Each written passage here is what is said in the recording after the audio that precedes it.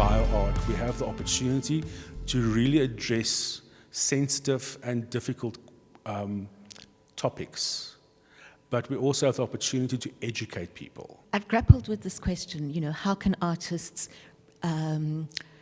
bring about change through new mediums, new materials, new methodologies, working with life, as it were, or life stroke living stroke non-living materials. By looking at these zombie movies through the lens of critical theory, I wanted to explore how colonial tropes, colonial thinking, colonial attitudes towards race, others, as well as to epidemiology, responses to infectious diseases, were still being shaped by colonial logics.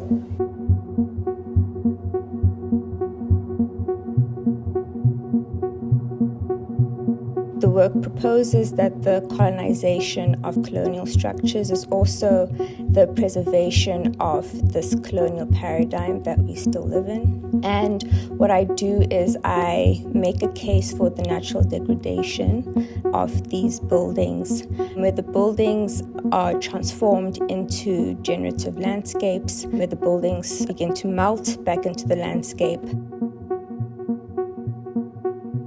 The work that the CMRC does is a sort of decolonial urgency to enable us to shift away from these colonial apartheid capitalist practices into a possible reality that is decolonial, that is considered, that is based on kind of thought processes, on what makes us human, the humanities part of what makes us human. So I think a project like the CMRC is vital in that regard.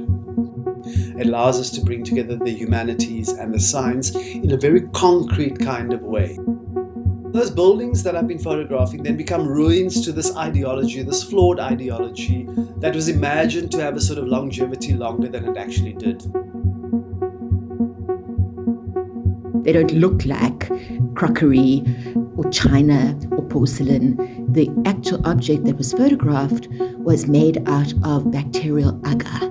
Those objects themselves have a tainted history, a history of colonialism, a history of imposition on peoples in the colonies, and imposition of culture, really.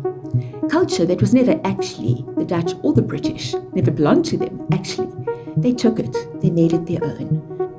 And I'm interested in that hidden legacy of colonialism, that small legacy that takes place in the house. You'll look at, 20 meters by 8 meters, sometimes larger. It's made to scale for any given space, of phones and laptops and monitors and electronics that are no longer useful to us, creeping and climbing up the walls alongside plant life and cables and tape and things like that to create this kind of cybernatural space.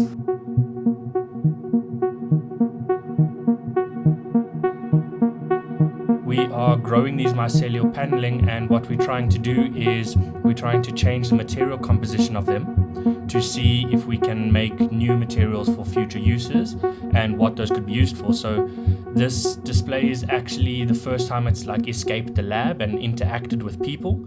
So it's a very interactive installation where people are encouraged to touch and feel and connect to the material in different ways they see fit. The responses have been rather amazing from the public.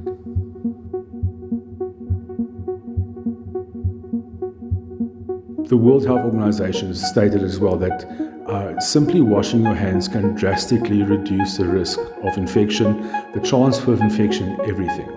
And it's a simple, cheap and effective way that people can reduce the infections, the illnesses, the disease in the house, which could lead to saving lives, saving money, all those other things. So it's a simple concept, but it has a huge impact on your life.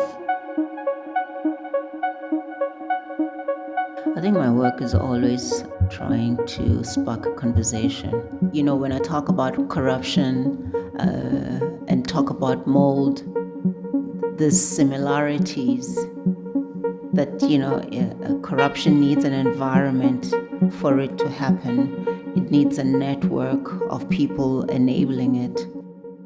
We've been conversing, we've been screaming, we've been shouting, we've been disgusted, we've been about the rot, which actually, it's not only, in my opinion, it's not only the government that's rotten.